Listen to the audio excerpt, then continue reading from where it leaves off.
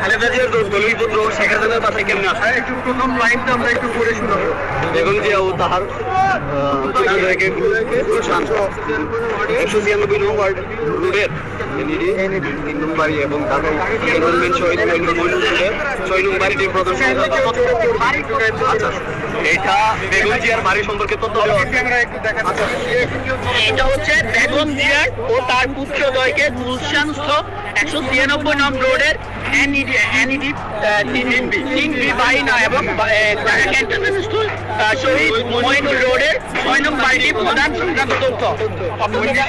এটা আর যে কোনো একটা বাড়ি ক্যান্টনমেন্টের বাড়ি থেকে বের করে দেওয়া হয়েছিল, দেওয়া হয়েছিল সেই ডকুমেন্ট এটা। ঠিক আছে, ও তার দুই পুত্রকে নিম্নে উল্লেখিত সুযোগ সুবিধাগুলি প্রদান করা হয়।